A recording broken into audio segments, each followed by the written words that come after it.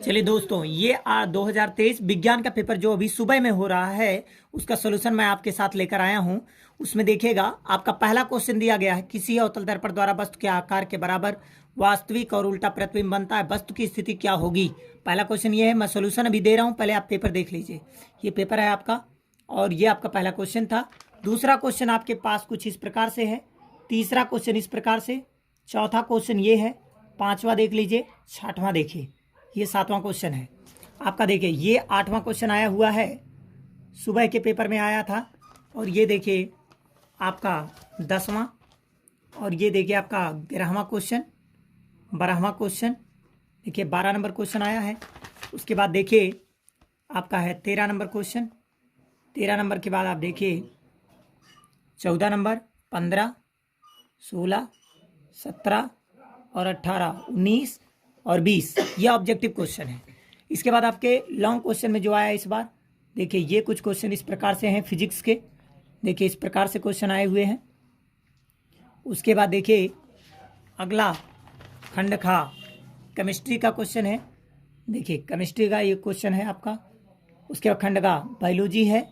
उसके बाद ये आपका समाप्त होता है। अब मैं आपको सोल्यूशन करवाता हूँ। तो उसमें विकल्प भरना था। जैसे पहला क्वेश्चन है, पहले में 4 विकल्प है, ए, और दूसरा था बी, तीसरा ऑप्शन था सी, चौथा ऑप्शन था डी। और ये क्वेश्चन जो दिया गया है वो दिया गया है कि किसी अवतल दर्पण द्वारा वस्तु के आकार के बराबर वास्तविक उल्टा प्रतिबिंब बनाता है। तो मैंने आपको दर्पण के लिए एक ट्रिक सिखाया था मैं आपको पिछली वीडियो में। ट्रिक सिखाया था कि पहले आपका अनंत आता है, फिर सेंटर आता है, फिर आपका फोकस आता है। उल्टा कर देंगे, फोकस सेंटर इनफाइनाइट। तो वस्तु के बराबर कब है? जब सेंटर पे रखेंगे। देखिए सेंटर पर रखेंगे तो सेंटर पर इमेज बनेगा, तभी तो यह वस्तु के बराबर है, वस्तु के गया था। और आपको जानते हैं कि अगर कोई चीज वस्तु के बराबर दिखे, वास्तविक दिखे, उल्टा दिखे, वास्तविक दिखे, उल्टा दिखे, वस्तु के बराबर दिखे, तो आपका वस्तु कहाँ रखा जाएगा? वक्रता केंद्र पर।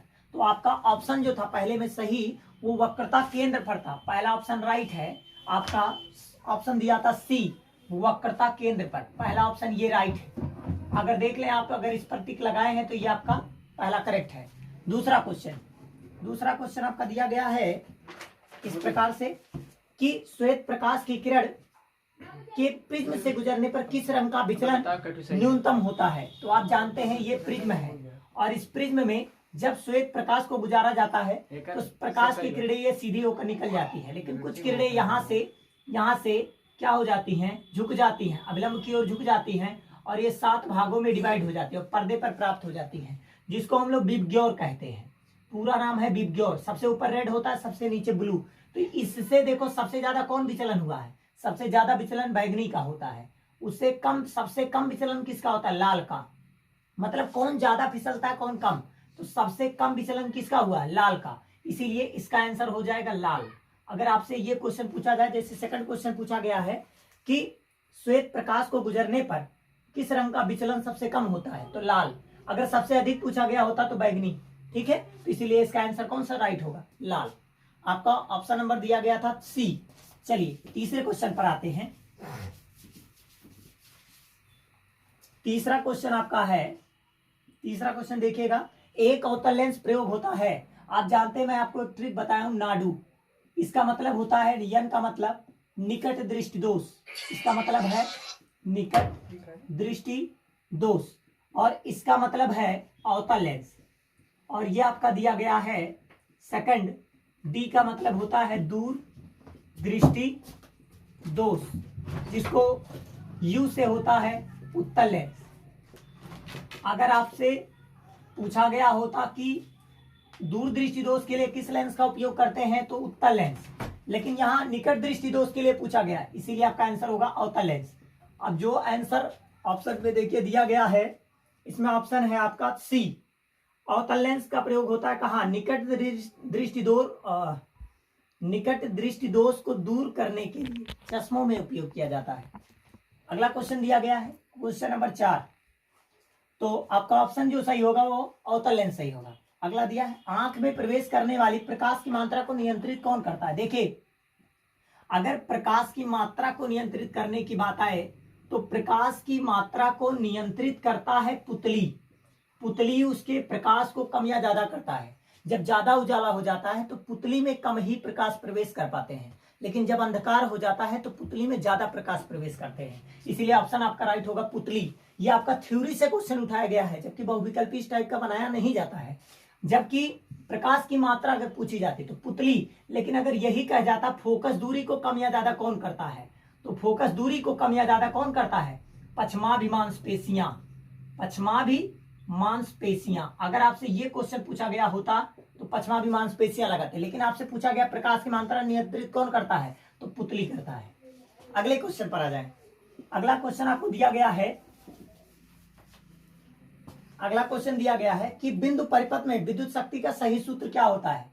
देखिए जो विद्युत शक्ति है, विद्युत शक्ति जो कि आपका क्वेश्चन है 5, विद्युत शक्ति को हम लोग P से लिखते हैं। P बराबर होता है W/T, और W के 3 सूत्र होते हैं। पहला W बराबर VIT, दूसरा होता है W बराबर I²RT, तीसरा होता है W बराबर V²T/R।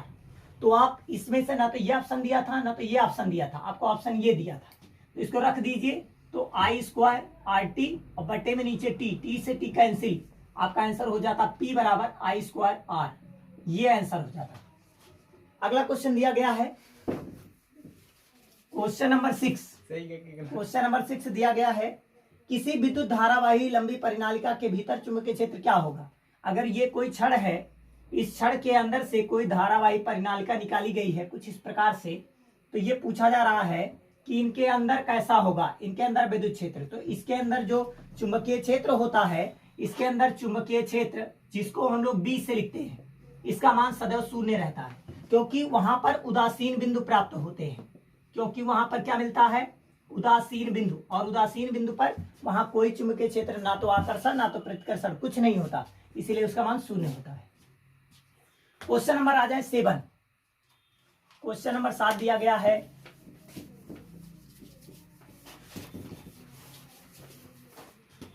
क्वेश्चन नंबर 7 आपको दिया गया है, भारत में प्रत्यावर्ती धारा AC की आपूर्ति के लिए क्या होता है। देखिए AC का मतलब होता है अल्टरनेटिंग करंट, जिसको हिंदी में कहते हैं प्रत्यावर्ती धारा। तो देखिए जो प्रत्यावर्ती धारा होता है, AC वोल्टेज होता है, ये के समय के साथ लगातार बदलता है। जैसे ऐसे है, ये शून्य है, एक बार अप होता है एक बार डाउन होता है, मतलब तरंगे AC ऐसी चलती हैं, एक बार प्लस एक बार माइनस, अल्टरनेट चलती हैं, इसीलिए नाम ही पड़ गया अल्टरनेटिंग करंट, मतलब प्रत्यावर्ती धारा। इस प्रत्यावर्ती धारा एक बार में मतलब 1 सेकंड में ये 50 हर्ट्ज पूरा करती है, 50 कंपन लगाती है, इसीलिए इसकी आवृत्ति 50 हर्ट्ज होती है। कहां पर, अपने भारत में। भारत में अपने यहाँ 50 हर्ट्ज ली जाती है। लेकिन अगर यही चीज विदेश में पूछा गया होता, विदेश में पूछा गया होता तो आपका 50 हर्ट्ज तो होता ही, लेकिन प्लस माइनस 5 हर्ट्ज हो जाता है। कभी कभी 5 ज्यादा और कभी कभी 5 कम हो जाता है, या तो 45 हो सकता है या तो 55 हो सकता था। इसीलिए आपको पूछ लिया गया था कि भारत या विदेश कहाँ दिया जाए, तो आपको भारत दिया गया था। क्वेश्चन में आया था भारत में प्रत्यावर्ती धारा AC आपूर्ति की आवृत्ति क्या होती है, तो 50 हर्ट्ज। चलिए अगले क्वेश्चन पर आते हैं। आपका फिजिक्स पार्ट कंप्लीट, अब केमिस्ट्री पार्ट का मैं क्वेश्चन कराने जा रहा हूं। चलिए देखिए केमिस्ट्री का क्वेश्चन नंबर खंड खा में,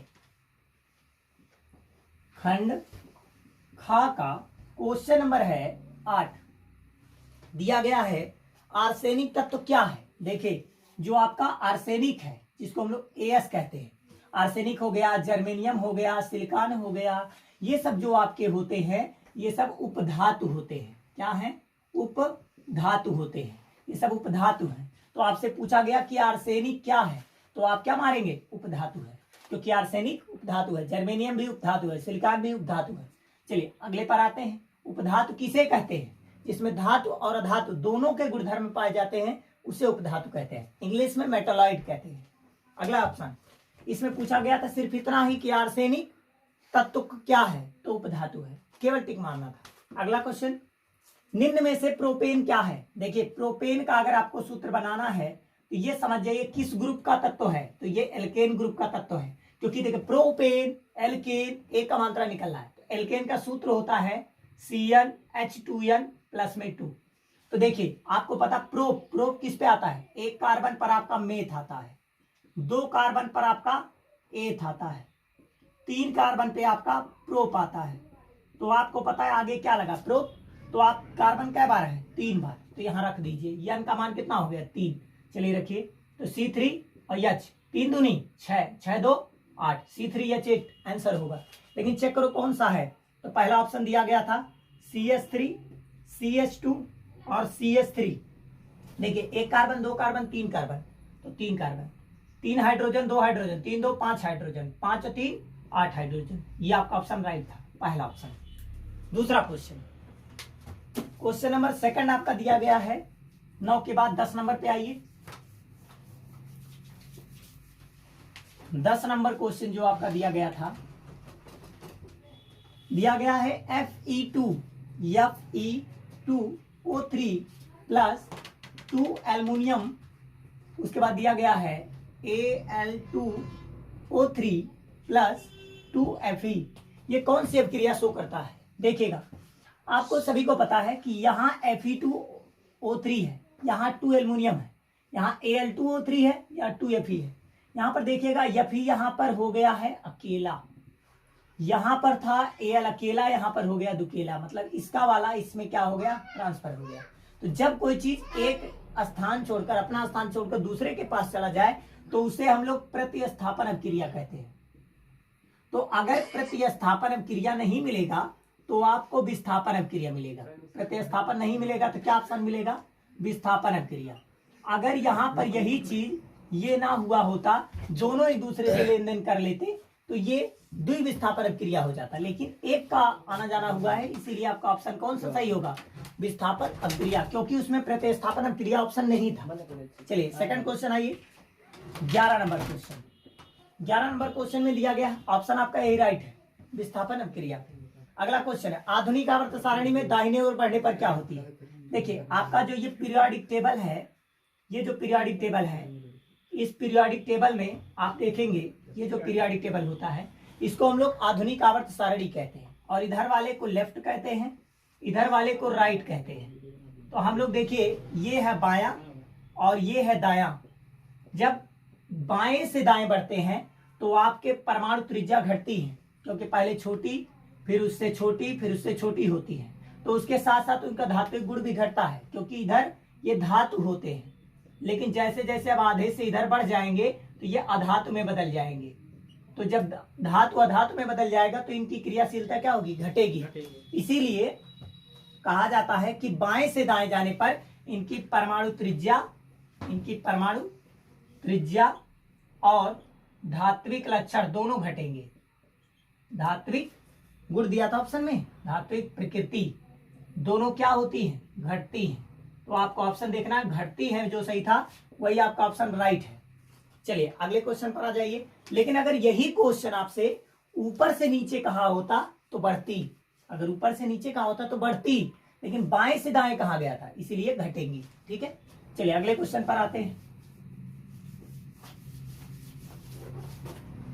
अगला क्वेश्चन है, ऑप्शन दिया गया था ए में एसिटिक एसिड, क्या दिया गया है, एसिटिक एसिड, और दूसरा ऑप्शन दिया गया है, दूसरे में एथेनॉल, तीसरा दिया गया है कास्टिक सोडा, डी ऑप्शन दिया गया है अपमार्जक। आगे दिया गया था साबुन के निर्माण में। इसके बाद क्वेश्चन में दिया गया था दूसरा क्वेश्चन स्पिरिट बनाने में, और तीसरा है सिरका बनाने में, चौथा ऑप्शन है कपड़े साफ करने में।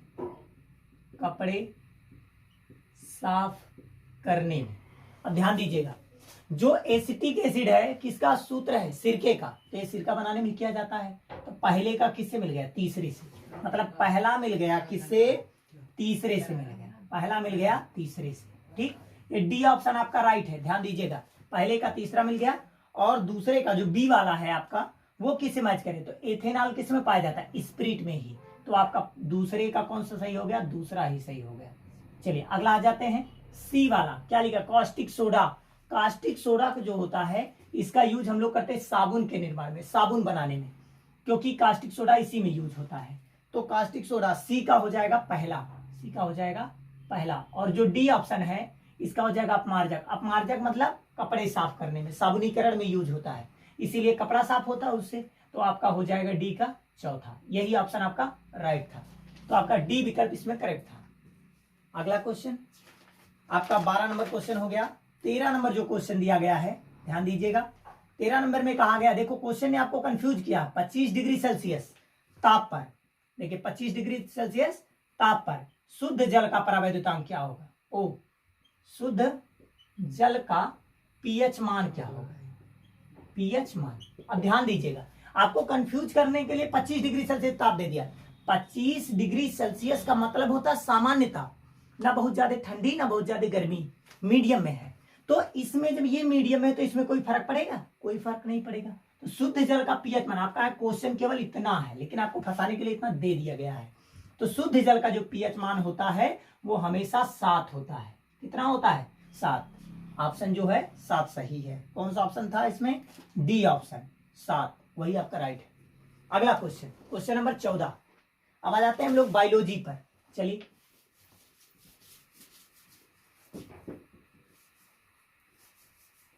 खंडगा क्वेश्चन आपका है, खंडगा, खंडगा का क्वेश्चन नंबर आपका हो गया 14। क्वेश्चन दिया गया था, प्रकाश संश्लेषण प्रक्रम के दौरान क्या नहीं संश्लेषित होता। देखिए जब प्रकाश संश्लेषण की घटना होती है तो प्रकाश संश्लेषण में, प्रकाश संश्लेषण में आपका जल भी यूज होता है, कार्बन डाइऑक्साइड भी यूज होता है, आपका ऑक्सीजन भी यूज होता है, ये तीनों यूज होते हैं, लेकिन कभी ग्लूकोज यूज नहीं होता, क्योंकि ग्लूकोज जो आपका है, ग्लूकोज तो भोजन बनाने में काम करता है ना, ये भोजन के लिए काम करता है, ना कि संश्लेषण में काम करता है। तो ग्लूकोज ये सब मिल जाएगा तो वैसे ग्लूकोज बना लेगा, भोजन उसका उसी से बनेगा, तो इसमें क्या नहीं प्रयुक्त होता, तो आपका ऑप्शन हो सकता है ग्लूकोज, क्योंकि ऑक्सीजन इसमें नहीं ले सकते, बनाने के लिए पूछ रहा है, ना कि बनने के बाद पूछा जा रहा है। बनने के बाद पूछा गया होता तो ये ना होके ये हो जाता, लेकिन अभी ये राइट है, ग्लूकोज। अगला क्वेश्चन, अगर गलत लगेगा तो कमेंट बॉक्स में आप जरूर इसका आंसर दीजिएगा। चलिए 15 क्वेश्चन, पित्त का संश्लेषण कहाँ होता है, मतलब पित्त का संश्लेषण कहाँ होता है, तो पित्त का संश्लेषण पित्ताशय में होता है। कहाँ होता है, पित्ताशय में, पित्ताशय में पित्त का संश्लेषण होता है। अगला क्वेश्चन, क्वेश्चन नंबर 16 दिया गया है, मानव हृदय में कोष्ठों की संख्या कितनी होती है। जो मानव का हृदय होता है, मानव हृदय में कोष्ठों की संख्या, कोष्ठों की संख्या, तो जो कोष्ठों की संख्या होती है वो 4 होती है। कितनी, 4। चलिए आगे देखते हैं। 17 नंबर क्वेश्चन दिया है, पुनरुद्ध भवन होता है, देखो ये हाइड्रा और प्लेनेरिया दोनों में होता है, आपका डी ऑप्शन राइट है, ठीक है। अगला क्वेश्चन दिया है क्वेश्चन नंबर 18। क्वेश्चन नंबर दिया गया है, पत्तियों द्वारा कायिक प्रजनन कहाँ होता है, तो ब्रायोफिलम में होता है, मतलब अजूबा में होता है, ब्रायोफिलम में होता है। ब्रायोफिलम आपका ऑप्शन राइट है, इसका नाम है अजूबा में, अजूबा में, आपका ये ऑप्शन ये राइट है, पहला ऑप्शन नंबर ए सही था। अगला क्वेश्चन, डार्विन किसके लिए प्रसिद्ध है, तो प्राकृतिक वर्ण और सिद्धांत हेतु के लिए प्रसिद्ध है। अगला क्वेश्चन, उसमें आपका जो 19 नंबर है उसमें आपका ऑप्शन नंबर राइट है बी ऑप्शन। 20 नंबर क्वेश्चन जो दिया गया है, किस देश को पवनों का देश कहा जाता है, तो डेनमार्क, आपका आंसर हो जाएगा डेनमार्क। तो आप ध्यान रखिएगा कि 20 क्वेश्चन मैंने आपको करवाया, 20 क्वेश्चन में आप मिला लीजिए, जितना आपका गलत है आने वाले समय में अगले 2024 के लिए तैयारी अच्छे से बनाइए और हमारे चैनल पर आप सभी को इन सब का सॉल्यूशन मिलता रहेगा। और इसी के लिए आगे जो आपका है, जैसे क्वेश्चन आया हुआ है क्वेश्चन, तो मैं आपको वो भी करवा दे रहा हूँ।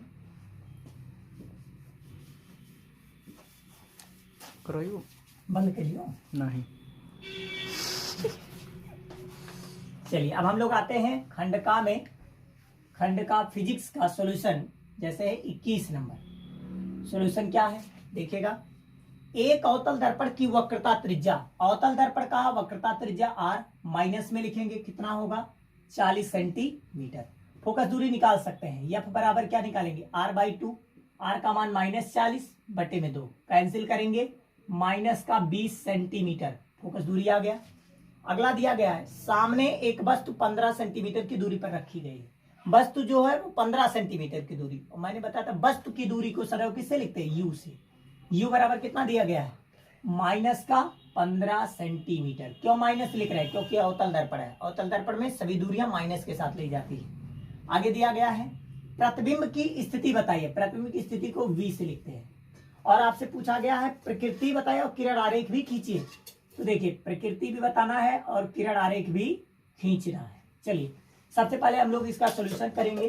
फार्मूला होता है 1/f बराबर 1/v और प्लस में 1/u। 1/f का मान हम लोग को कितना पता है, माइनस का 1/20, तो रखेंगे माइनस 1/20 बराबर 1/v और प्लस माइनस क्या हो जाएगा माइनस, क्योंकि देखिए माइनस में 15 है। ये देखिए इधर लाएंगे तो प्लस हो जाएगा, इधर प्लस हो जाएगा तो 1/v और इधर हो जाएगा 1/15 और इधर क्या लगा है माइनस में 1/20। 15 और 20 का एलसीएम लेंगे तो इसका मान जो आएगा 1/v बराबर, इसका जो मान आएगा एलसीएम लेने पर वो आएगा 60। तो हो जाएगा 15 चौका 60, 4 एक अन्नम 4 माइनस 20 तिया 60, 3 एक अन्नम 3, 4 में से 3 गया आ जाता है 1, नीचे 60। इसको ऊपर भेजेंगे ये भी ऊपर चला जाएगा, तो v बराबर हो जाएगा 60 सेंटीमीटर। ये आपका आंसर हो जाता। अब बात आई कि इसकी प्रकृति क्या होगी। तो इसकी जो प्रकृति होगी, ये जो प्रकृति होगी इसकी, तो वो आपका कैसा है, प्लस आया, तो प्लस आया तो इसका जो बनेगा वो आभासी बनेगा, सीधा बनेगा और वस्तु से बड़ा बनेगा, वस्तु से बड़ा बनेगा। तो आप सोचिए आभासी सीधा वस्तु से बड़ा किस में होता है, तो आप कहोगे ये तो होता है लास्ट में 60वें कंडीशन में। तो आप फिगर बनाओगे सबसे पहले, ये आपका फिगर बन जाएगा और फिगर बनाने के बाद इसको आप इस टाइप से निकाल दोगे। ये जो आपका ये पोल है, ये आपका सेंटर है, ये फोकस है। फोकस और इनके बीच जब वस्तु रखोगे तो इनकी दूरी है 15 सेंटीमीटर और ये सेंटर तक की दूरी है 40 सेंटीमीटर। अब प्रकाश की किरणें यहां से होकर जाएंगी और फोकस से होकर के निकल जाएंगी। सेकंड किरणें सेंटर ऑफ कर्वेचर से निकलेंगी, आगे जाकर टकराएंगी, फिर वापस लौट जाएंगी, लेकिन ये लगेगा कि एक जगह जाकर के मिल जा रही हैं। तो जहां पर जाकर मिलेंगी वहीं पर इसका इमेज बन जाएगा I डैश, ये आपका किरण आरेख हो जाएगा। तो यही आपका आंसर कंप्लीट। ठीक है, चलिए ये क्वेश्चन था आपका 21 नंबर, क्वेश्चन 4 नंबर में आया था। चलिए अगले क्वेश्चन पर आते हैं 22 नंबर। लगा दी। चलिए 22 नंबर क्वेश्चन, 22 नंबर क्वेश्चन दिया गया है प्रतिबिंब के बनने को दर्शाने के लिए किरण आरेख बनाइए। पहला कहा गया अभिसारी लेंस के सामने फोकस एफ और प्रकाशीय केंद्र ओ के बीच है।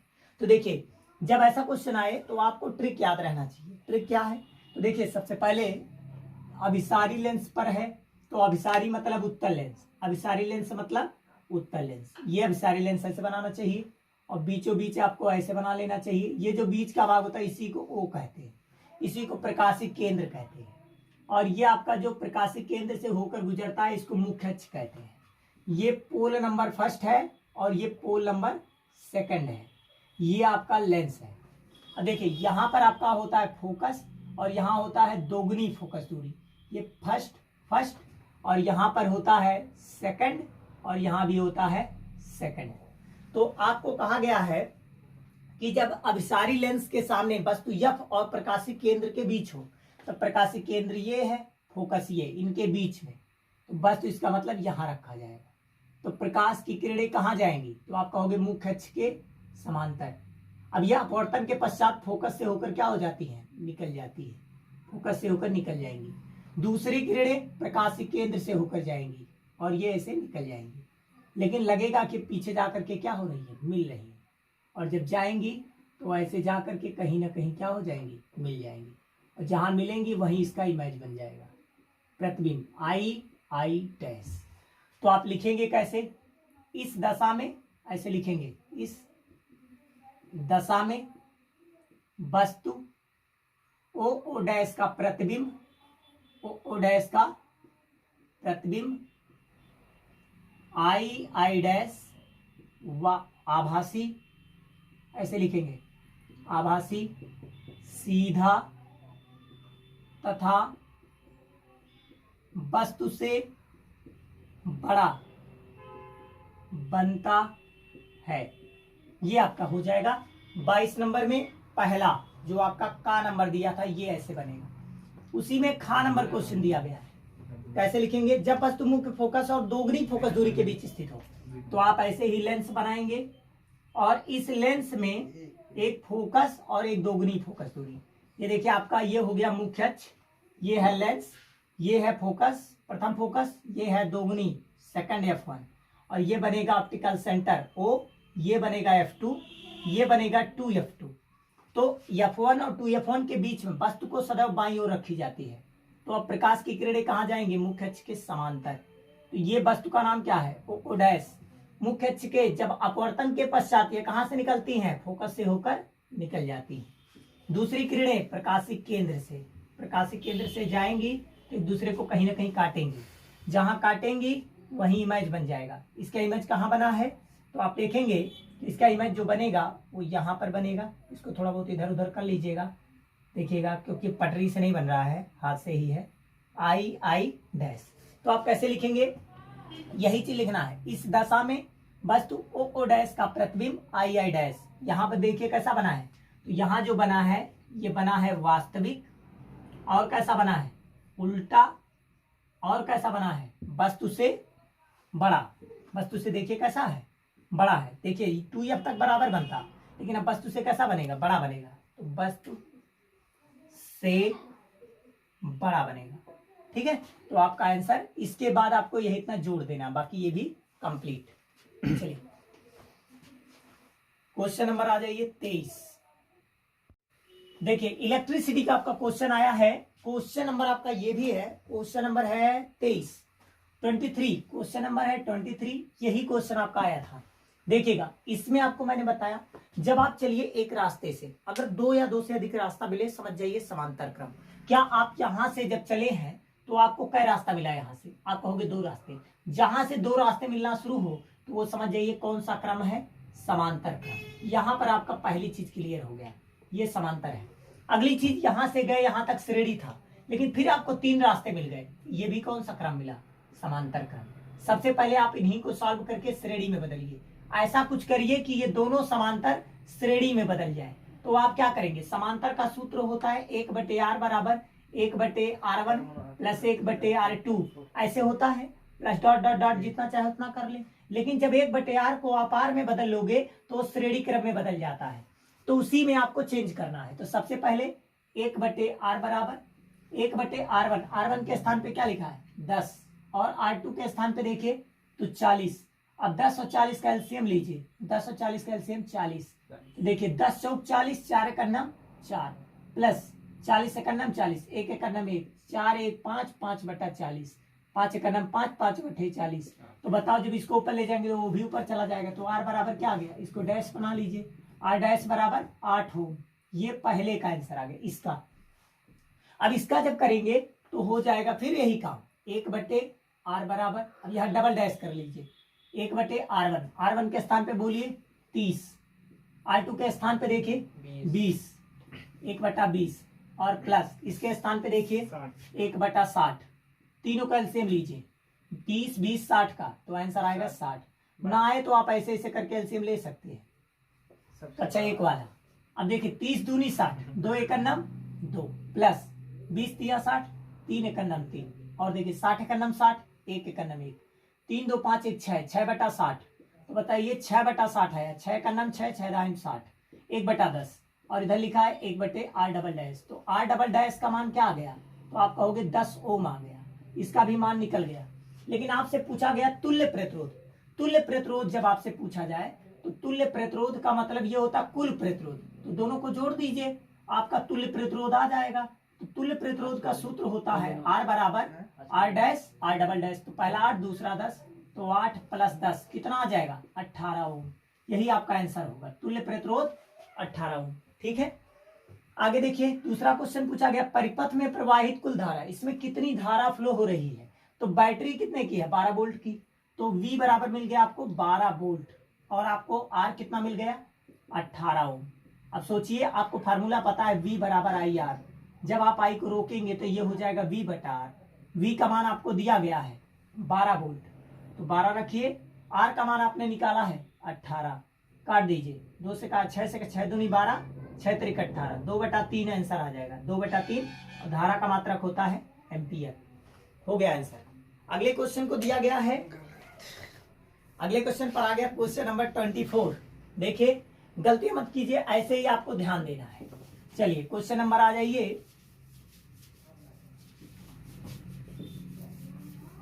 Question number 24। क्वेश्चन नंबर आपको 24 में क्या ध्यान देना है, क्वेश्चन नंबर 24 में दिया आया है, विद्युत चुम्बकीय प्रेरण से आप क्या समझते हैं, प्रेरित धारा किन किन बातों पर निर्भर करती है, प्रेरित धारा की दिशा ज्ञात करने के लिए क्या नियम दिया जाता है और इसका व्यवहारिक अनुप्रयोग बताइए। तो देखिए सबसे पहले कहा गया है विद्युत चुम्बकीय प्रेरण। देखिए विद्युत चुम्बकीय प्रेरण, तो जब भी आपका है विद्युत चुम्बकीय प्रेरण, तो आपको हमेशा याद रखना है कि विद्युत चुम्बकीय प्रेरण का जो प्रयोग किया गया था वो सन 1820 में ओस्टेड नामक वैज्ञानिक ने ही किया था। जबकि इसके पहले बहुत वैज्ञानिक आए, लेकिन इसके बाद में जैसे माइकल फैराडे जी भी आए। माइकल फैराडे ने विद्युत चुम्बकीय प्रेरण पर ज्यादा डिस्कवरी किया, व्याख्या उन्होंने ही किया है, इसीलिए कहा जाता है फैराडे के विद्युत चुम्बकीय प्रेरण का नियम।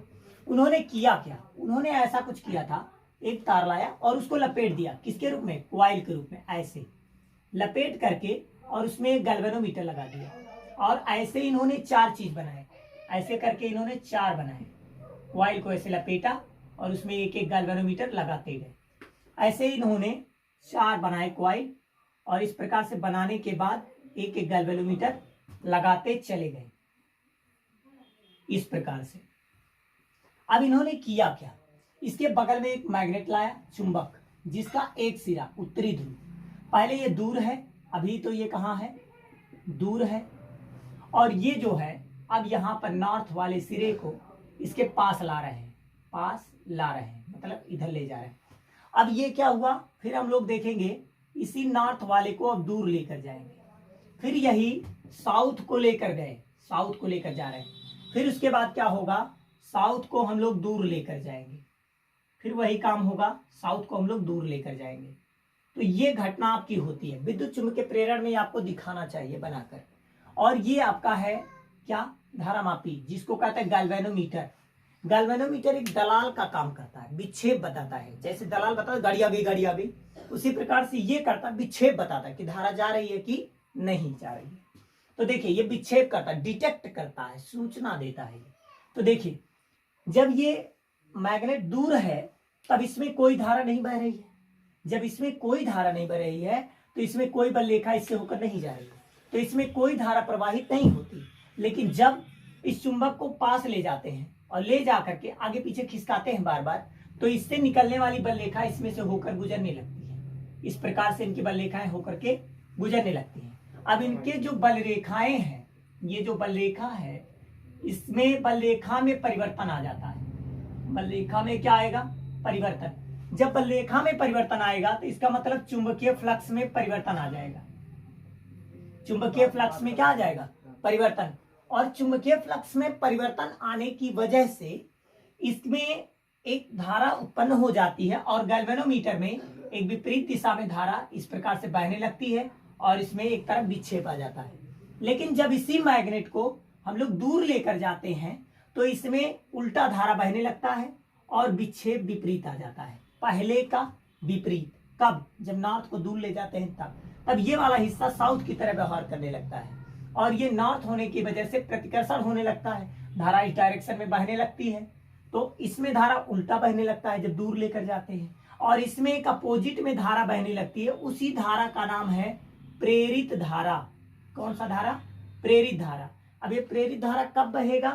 तो आप इसको बता सकते हैं कि जब चुंबक को किसी कुंडली की, ये क्या है? ये एक प्रकार का कॉइल है, इसको हम लोग कहते हैं कुंडली।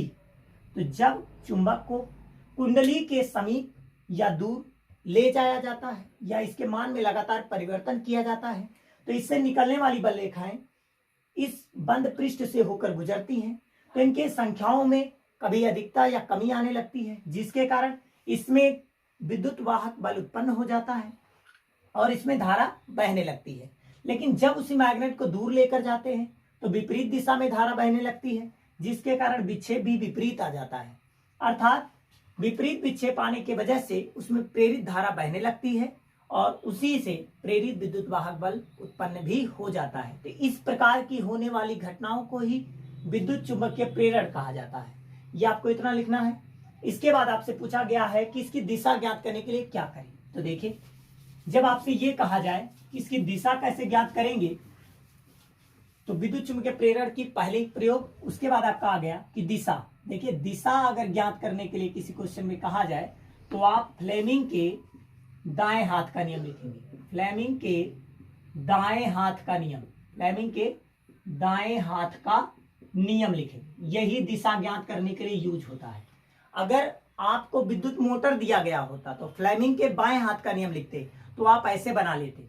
ये जो अंगूठा है इस चालक तार पर लगने वाले बल की दिशा, ये उसमें प्रेरित धारा की दिशा, और ये चुंबकीय क्षेत्र की दिशा को व्यक्त करता। लेकिन यहाँ पर फ्लेमिंग के बाएं हाथ का नियम का और दाएं हाथ का नियम कहा गया, तो ये वाला आप हाथ उठाएंगे।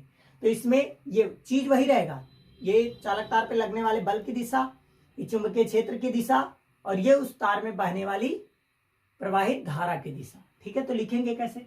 यदि हम अपने दाहिने हाथ की हथेली में उपस्थित अंगूठे के पास वाली दोनों उंगलियों को इस प्रकार फैलाएं कि दोनों अंगुलियां एक दूसरे के लंबवत हों, जबकि अंगूठा उस चालक तार पर लगने वाले बल की दिशा तथा उसके पास वाली अंगुली चुंबकीय क्षेत्र की दिशा और बीच वाली अंगुली उसमें प्रवाहित होने वाली विद्युत धारा की दिशा को व्यक्त करती है। अगला चीज उसमें और भी पूछा गया था कि प्रेरित विद्युत वाहक बल, मतलब जो प्रेरित धारा है वो किन किन बातों पर निर्भर करती है। तो प्रेरित धारा पहली चीज निर्भर करती है विद्युत वाहक बल पर।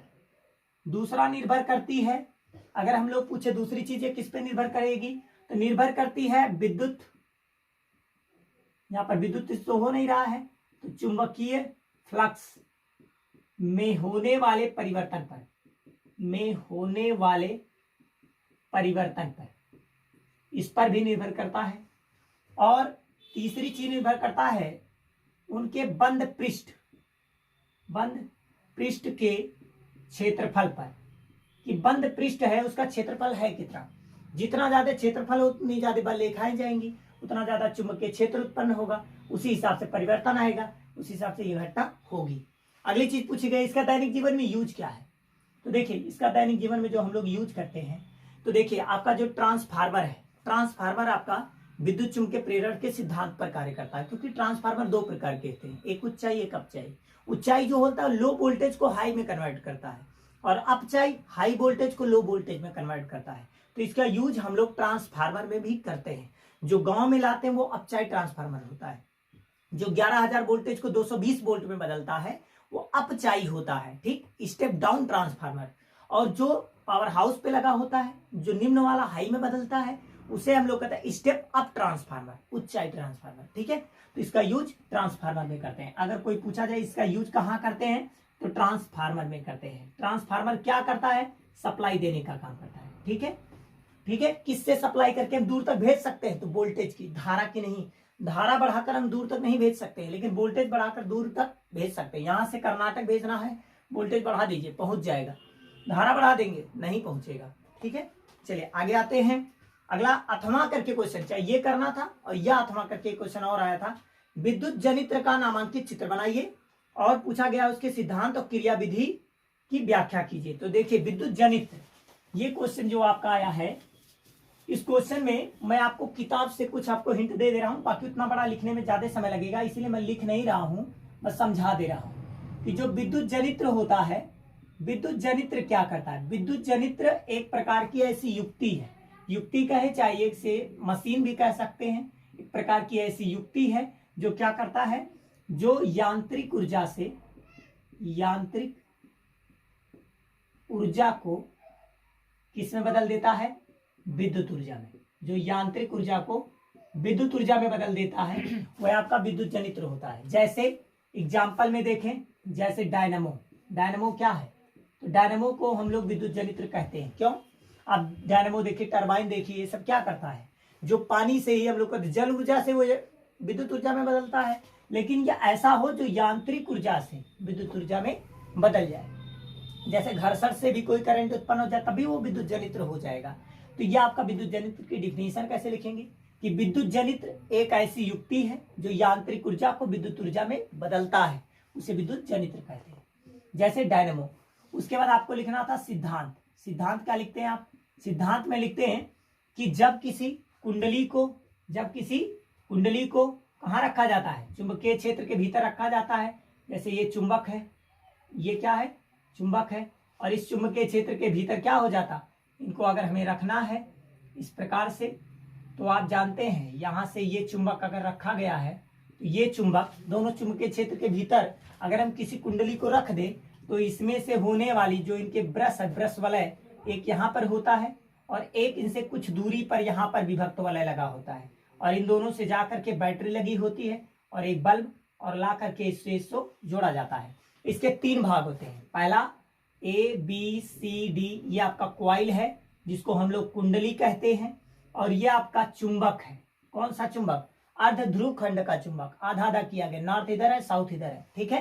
तो इससे बल रेखाएं निकल कर इसमें जाएंगी, इससे बल रेखाएं निकल कर इसमें जाएंगी, जिसके कारण ये शक्तिशाली चुंबकीय क्षेत्र उत्पन्न हो जाता है। तो सिद्धांत में आप लिखेंगे कि जब किसी कुंडली को चुंबकीय क्षेत्र के भीतर रखा जाता है, तो ये दोनों चुंबक है तो बीच में चुंबकीय क्षेत्र होगा ही, तो इसके बीच में जब रखा जाता है तो इस पर एक बल आघूर्ण कार्य करने लगता है, जिसके कारण ये घूमने लगता है। लेकिन ये किसके सिद्धांत पर कार्य करता है, तो विद्युत चुंबकीय प्रेरण के सिद्धांत पर कार्य करता है। सिद्धांत में किसके सिद्धांत पर, तो आप कहेंगे मेन पॉइंट आपका ये रहना चाहिए, विद्युत चुंबकीय प्रेरण के सिद्धांत पर कार्य करता है। बात करें इसके भाग के, तो इसके 3 भाग हैं। 3 भी, बहुत लोग 4 भी लिखते हैं, ब्रश को अलग कर देते, उससे कोई दिक्कत है नहीं, 3-4 कुछ भी लिख सकते हैं। पहला जिसको हम लोग कहते हैं विभक्त वलय, जिसको हम लोग कहते हैं छल्ला। दूसरा है जिसको हम लोग कह सकते हैं क्षेत्र चुंबक, क्षेत्र चुंबक या चुंबकीय क्षेत्र भी कह सकते हैं, ठीक है, क्षेत्र चुंबक मतलब यही। उसके बाद देखिए तीसरा है जिसको हम लोग कहते हैं आर्मेचर, आर्मेचर कहें या कुंडली कहें, दोनों एक ही चीज है, ठीक है। जो आपका चौथा है जिसको हम लोग क्या कहते हैं, विभक्त वलय, क्षेत्र चुंबक, आर्मेचर, कुंडली। चौथा है ब्रूस, लेकिन हम लोग इसी में तथा करके लिख देते, इसलिए एक मान लिया जाता है, ठीक। तो आपको ये लिखना है, और लास्ट में आपको इनकी क्रिया विधि लिख देनी है। क्या लिख देनी है, क्रिया विधि। क्रिया विधि आपका लॉन्ग है, मैं बुक से आपको दिखा दे रहा हूं, बुक से देख लीजिए, आप उस टाइप से आप लिख लेंगे, ठीक है, देख लीजिए उसको।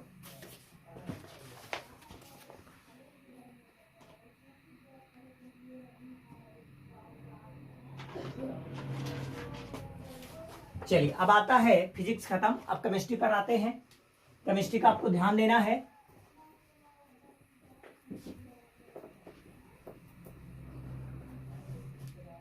खंड खा क्वेश्चन आ गया आपका लॉन्ग में, खंड खा क्वेश्चन देखिए, अथवा वाला मैं आपको नहीं करवाऊंगा क्योंकि समय ज्यादा लग जाएगा, तो आपकी वीडियो लॉन्ग हो जाएगी।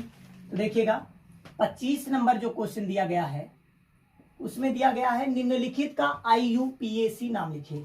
जैसे आ गया नियोपेंटेन, क्या आ गया है, नियोपेंटेन का IUPAC नाम, नियोपेंटेन कहा गया है। तो नियोपेंटेन मतलब हो गया कि एक कार्बन लीजिए और एक कार्बन से मेथिल जोड़ दीजिए, CH3 CH3 CH3 और CH3, तो यही आपका बन जाता है नियोपेंटेन। और इसमें देखिए कितने, 1 2, कितने आपके मेथिल हैं, 2, तो आप लिखेंगे 2 2, क्या लिखेंगे, डाई, 2 को लिखते हैं डाई, और ये क्या है, मेथिल है, तो डाई मेथिल। और कितनी बार कार्बन है? 1 2 3, यहां से लिख सकते हैं 1 2 और 3। कितनी बार कार्बन? 3। तो dimethyl, meth eth prop, तो क्या बन गया? प्रोप। और सिंगल बॉन्ड लगा है तो क्या बन जाएगा? प्रोपेन। तो आपका आंसर हो जाएगा 2 डाई मेथिल प्रोपेन। आपका ये पहला क्वेश्चन था का। खा में जो क्वेश्चन आया है वो है द्वितीयक ब्यूटिल एल्कोहल आया था। द्वितीयक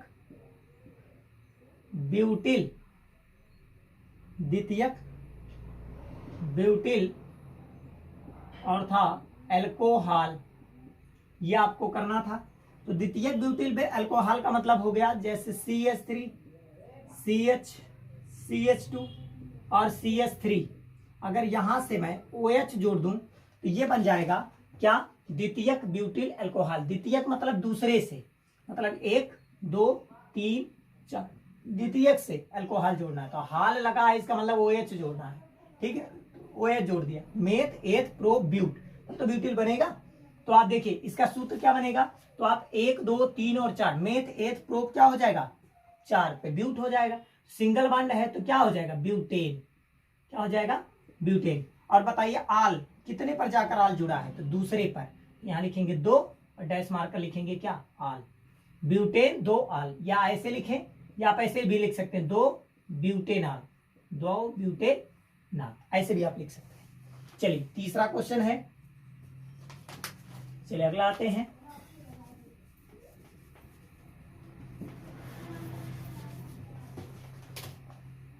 गा नंबर क्वेश्चन आपका है, गा नंबर क्वेश्चन का सूत्र बनेगा C2HCl3O2, ये आपका होगा। घा नंबर क्वेश्चन सूत्र वही है, नाम वही है, ट्राई क्लोरो एसिटिक एसिड। चलिए अगला एसीटिलीन, जो आपका है एसीटिलीन। एसीटिलीन का मतलब हो गया जिसमें एक कार्बन हाइड्रोजन, फिर ट्रिपल बॉन्ड, फिर एक कार्बन, या यहां पर आप ले सकते हैं, यहां पर कार्बन ले लीजिए, हाइड्रोजन ले लीजिए, ऐसे कार्बन हाइड्रोजन कार्बन हाइड्रोजन आप ऐसे जोड़ेंगे क्योंकि 1 2 3 1 4, 1 2 3 1 4। ठीक है, तो आप देखिए इसको ऐसे लिखिए या फिर आप ऐसे भी लिख सकते हैं CH ट्रिपल बॉन्ड CH। कितने कार्बन है? 1 2, 2 के लिए क्या लिखेंगे? मेथ एथ, तो लिखेंगे एथ। और प्लस में क्या जुड़ा है? ट्रिपल बॉन्ड, तो क्या लिखेंगे? आइन। तो क्या बन जाएगा? जोड़ के बताइए। तो आपका बन जाएगा एथाइन। क्या बन जाएगा? एथाइन। तो आपका ऑप्शन राइट है, एथाइन, मतलब लिखना एथाइन। अगला क्वेश्चन आया है, अगले क्वेश्चन पर आते हैं हम लोग। 26 नंबर, 25 तक क्लियर। 26 नंबर क्वेश्चन जो आपका है, ध्यान दीजिएगा। 26 क्वेश्चन दिया गया है, आधुनिक आवर्त सारणी में कुल कितने वर्ग तथा आवर्त है? तो देखिए जो आधुनिक आवर्त सारणी है, आधुनिक आवर्त सारणी जिसको मोजले ने दिया था, इसकी खोज किसने किया है?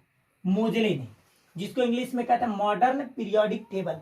आधुनिक आवर्त सारणी मतलब जो नया नया पीरियोडिक टेबल आप देखते हैं उसी का ही नाम है आधुनिक आवर्त सारणी, जिसके खोजकर्ता आपके मोजले जी हैं। ठीक, ये जो आप पीरियोडिक टेबल इस टाइप का देखते हैं ये आधुनिक आवर्त सारणी है, ये मेंडलीव की आवर्त सारणी नहीं है, तो इसी को आधुनिक आवर्त सारणी कहते हैं।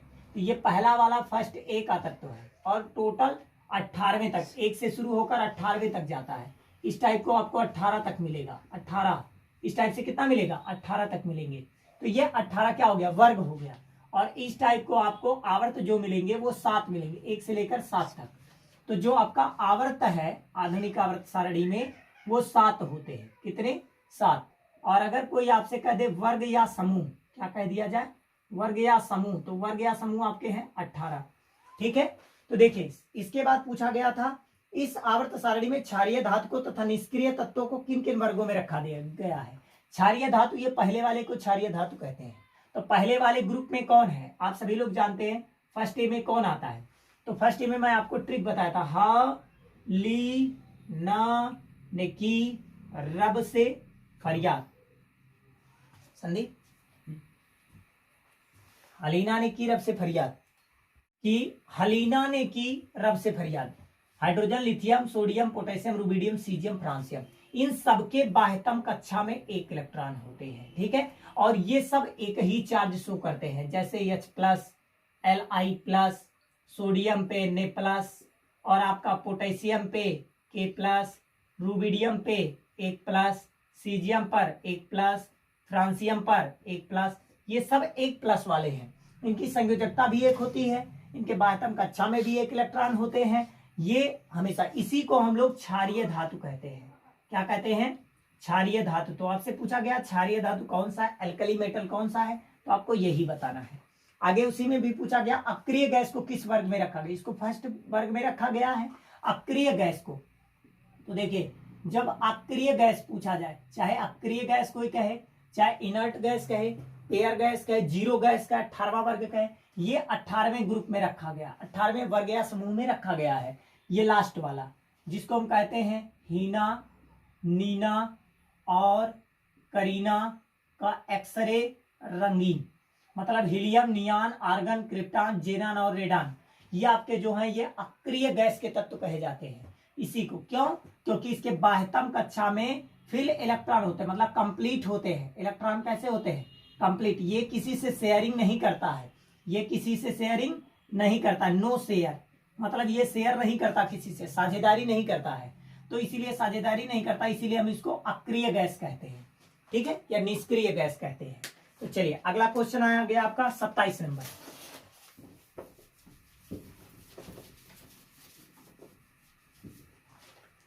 ट्वेंटी 27 नंबर क्वेश्चन दिया गया है। 27 क्वेश्चन है, क्या होता है जब, आपको बताना है क्या होता है जब, इस टाइप का क्वेश्चन आ गया, क्या होता है जब, उसमें पहला क्वेश्चन है का, पहला दिया गया चूने के पानी में, चूने के पानी मतलब CaOH का होल ट्वाइस, इसी को चूने का पानी कहते हैं, या हम लोग चूना कहते हैं, बुझा चूना। चूने के पानी में देर तक कार्बन डाइऑक्साइड फ्लो कर दिया जाए, इसमें क्या फ्लो कर दिया जाए? Carbon dioxide. तो वह क्या बनेगा? तो देखिए, जब इसको इसमें फ्लो करेंगे तो ये बनाएगा CaCO3, ठीक, मार्बल, संगमरमर का रूप ले लेगा, पत्थर बना लेगा, और प्लस में आपका H2O बाहर आ जाएगा, पानी, ठीक है। ये आपका पहला आंसर। खा नंबर क्वेश्चन में दिया गया था।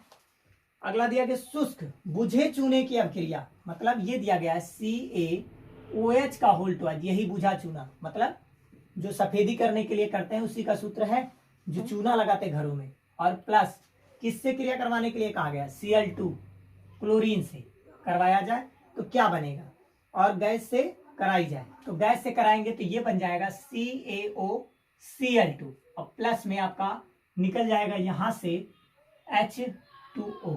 कैल्शियम है एक बार, कैल्शियम एक बार, ऑक्सीजन देखिए 2 बार हो गया, 1 बार 2 बार, हाइड्रोजन क्लोरीन देखिए 2 बार, क्लोरीन 2 बार, हाइड्रोजन 2 बार, हाइड्रोजन बैलेंस है, ठीक है। संतुलित कर लीजिए अगर संतुलित ना रहे, ठीक है। ये बन गया खा। अब गा नंबर में आ जाइए, इसको हम लोग विरंजक चूर्ण कहते हैं, CaOCl2, ठीक है, कैल्शियम ऑक्सी क्लोराइड, इसका पूरा नाम क्या है? Calcium oxy chloride.